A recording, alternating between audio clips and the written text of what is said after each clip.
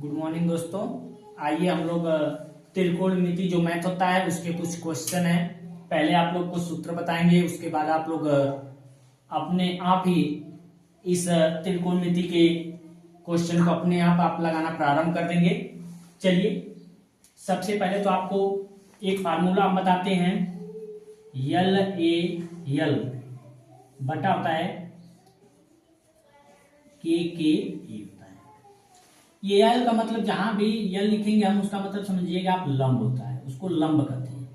ये जहां पे रहेगा उसको कहेंगे आधार, और जहां पे के रहेगा उसका मतलब लिखेंगे आप कर्ण। ये तीन होता है लाल, इसको पढ़ेंगे लाल बटा कक्का।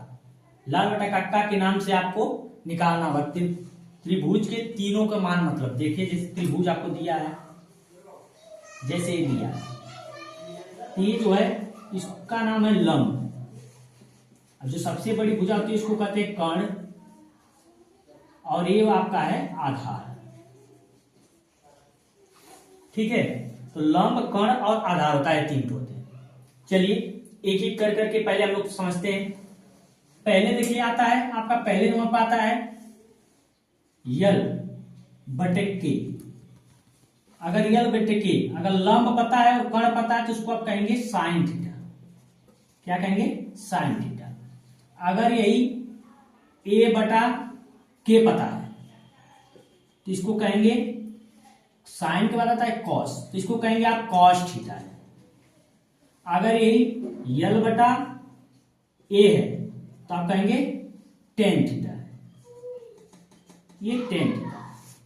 चलिए अब उसी का उल्टा करते हैं।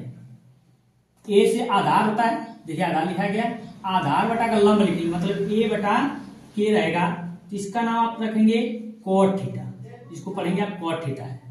अगर ये कर्ण बटा आधार मतलब के बटा ए अगर आपका आ जाएगा तो आप कहेंगे क्या इसको कि ये क्या है, कॉस के बाद कॉट के बाद आता है आपका सेक, तो कहेंगे सेक थीटा है।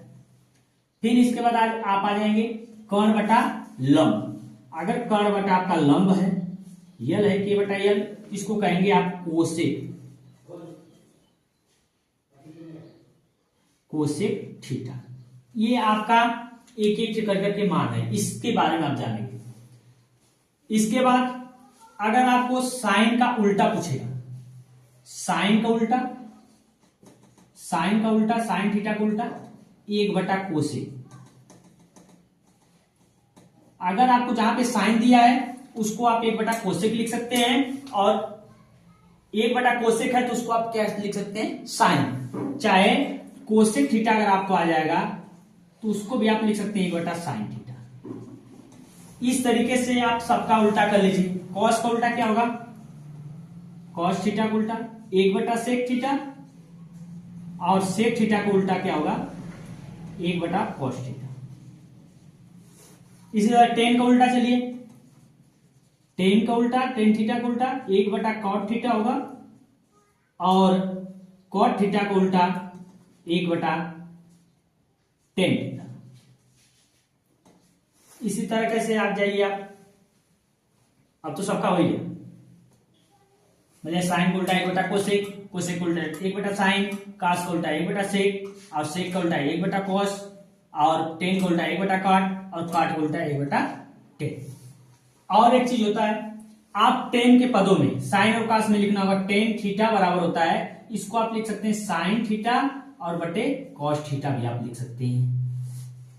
और अगर आपको कहीं मिल गया कॉट थीटा का मान साइन और कास के पदों में लिखना होगा तो इसको भी आप लिख सकते हैं कॉस थीटा बटे साइन थीटा।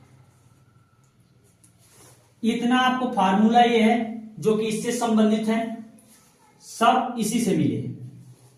देखिए जैसे आपको दिया गया है यल बटा के, यल बटा के आपको पता है, यल से लंब समझिएगा, के से कर्ण समझिएगा। अगर लंब बटा कर्ण अगर आपको पता है तो उसको आप कहेंगे साइन थीटा है, साइन थीटा। तो किस प्रकार से आप करेंगे, देखिए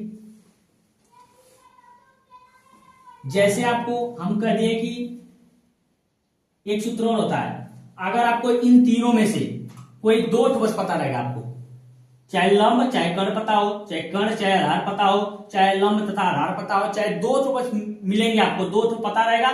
तीसरा पता करने के लिए आप कैसे पता कर लेंगे, सबसे पहले आपको होता है कर्ण का स्क्वायर बराबर होता है, कर्ण का स्क्वायर बराबर होता है लंब का स्क्वायर प्लस आधार का स्क्वायर।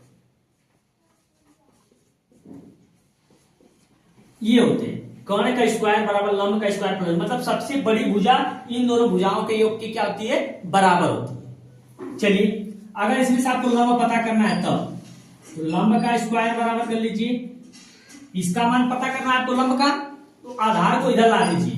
तो क्या हो जाएगा, पहले कर्ण है, कर्ण की तरफ ला रहे हैं तो पहले जिसकी तरफ लाते हैं पहले इसको लिखते हैं, फिर ये प्लस में है तो किसमें हो जाएगा, माइनस में। माइनस मतलब आधार का क्या हो जाएगा, स्क्वायर हो जाएगा।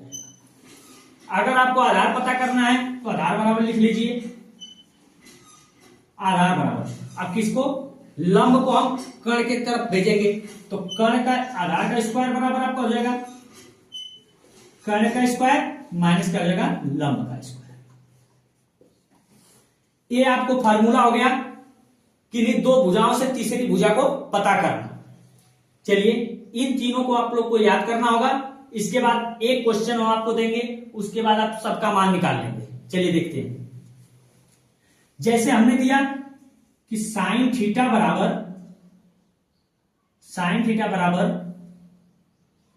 3/5 आ गया। अगर हमने साइन थीटा का मान 3/5 दिया तो आपको जिसका सबका मान पता करना है, मान लीजिए साइन का, कास का, टेन का, कॉट का, सेक का, कोसेक का, किसी का भी मान पता करना है, तो सबसे पहले तो आपको साइन थीटा बराबर होता क्या है, साइन थीटा बराबर लंब बटा कर्ण। लंब कितना है देखिए, लंब बटा कर्ण होता है, लंब कितना आपका 3, तो 3 लंब लिख लीजिए, और कर्ण कितना है 5, कर्ण के स्थान पे 5 लिख लीजिए। अब ये हो गया। अब आपको पता क्या करना है, क्या नहीं पता है, आधार। पहले तो आधार को पता करना होगा, इसके बाद आप सभी का मान आप अपने से लिख सकते हैं। चलिए आधार पता करने के लिए आधार बराबर सूत्र क्या होता है, देखिए आधार का स्क्वायर बराबर कर्ण का स्क्वायर माइनस लंब का स्क्वायर होता है। तो चलिए लिख लीजिए, आधार का स्क्वायर बराबर कर्ण का स्क्वायर माइनस लंब का स्क्वायर होता है। चलिए कर्ण कितना आपका दिया है, देखिए सबसे बड़ी भुजा देखिए कर्ण 5 दिया है, तो आप लिख लीजिए 5 का स्क्वायर माइनस लंब कितना दिया है 3, तो आप क्या करेंगे 3 का स्क्वायर। ये आधार का स्क्वायर बराबर है 5 का स्क्वायर करेंगे तो 25 आएगा, मतलब स्क्वायर का मतलब उसी संख्या का 2 बार गुणा करेंगे। 5 का स्क्वायर मतलब 5 गुणे 5, कितना बार 2 बार, तो 5 का गुणा 5 बार करेंगे तो 5 5 आता है 25। इस तरह 3 का पारा 3 पे पढ़ेंगे, 3 तरीके कितना आता है 9। 5 का स्क्वायर 25 और 3 का स्क्वायर 9, दोनों घटा देंगे, 25 में से 9 घटाएंगे कितना आएगा आपका 16 आ जाएगा। ये आधार का स्क्वायर बराबर 16 आ रहा है ना, आधार का स्क्वायर बराबर कितना आ रहा है 16। ये देखिए जब ये स्क्वायर है तो इसको भी देखिए किसका स्क्वायर है, मतलब इसको भी स्क्वायर के पद में कर लीजिए। तो आधार का स्क्वायर बराबर ये किसका 16 किसका स्क्वायर है, आपको स्क्वायर भी याद रहना चाहिए। 16 किसका स्क्वायर है, 4 का स्क्वायर है। स्क्वायर से स्क्वायर काट दीजिए, अब इधर आधार बचा, आधार बराबर कितना इधर बचा है 4, तो आधार बराबर कितना आ गया आपका 4। आधार का मान कितना आ गया 4, तो यहाँ पे आधार बराबर आप लिख लीजिए 4।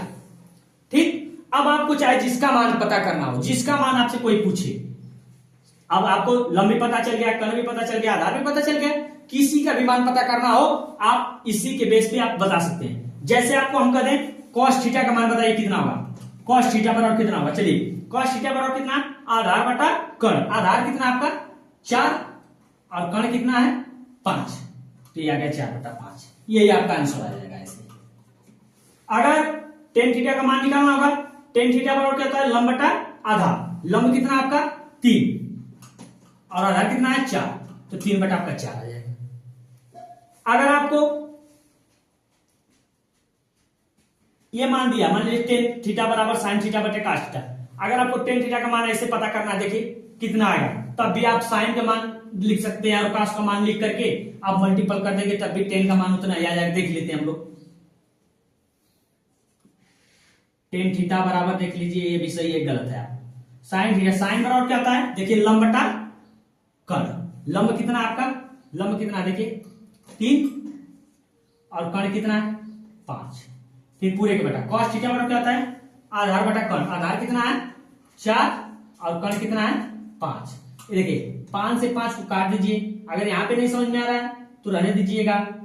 अब ऊपर क्या बचा 3, नीचे क्या बचा 4, तो टेन थीटा का मान कितना आएगा 3/4। 3/4 यहाँ आ गया 3/4, देखिए ले आया गया आपको 3/4 ऐसे भी आया। किसी भी सूत्र पे आप रख करके किसी भी तरीके से आप सॉल्व कर सकते हैं क्वेश्चन को, ठीक है।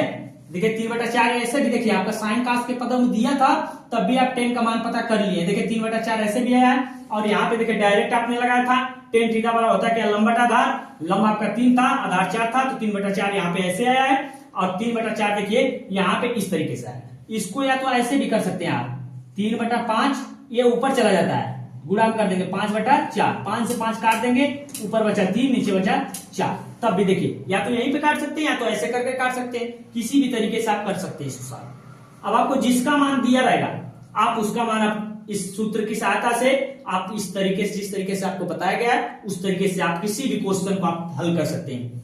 आपको कोई भी मान दिया रहेगा, इन तीनों में से 2 ठो आपको पता रहेगा, तीसरा पता करने के बाद ही कोई आप कर सकते हैं सॉल्व। बस इस तरीके से हम आपको यही बताना चाहते थे कि त्रिकोणमिति में सबसे इंपॉर्टेंट क्वेश्चन ये है कि आप इसको अगर जान जाएंगे तो इसके बाद कोई भी क्वेश्चन होंगे आप इसको बहुत ही आसानी से लगा सकते हैं। बस अब हम आज के वीडियो में इतना ही रहने देते हैं। आप लोग इसको बहुत ही बढ़िया से, जिसको अगर नहीं समझ में आएगा कमेंट बॉक्स में संपर्क करेंगे हमसे। बस धन्यवाद।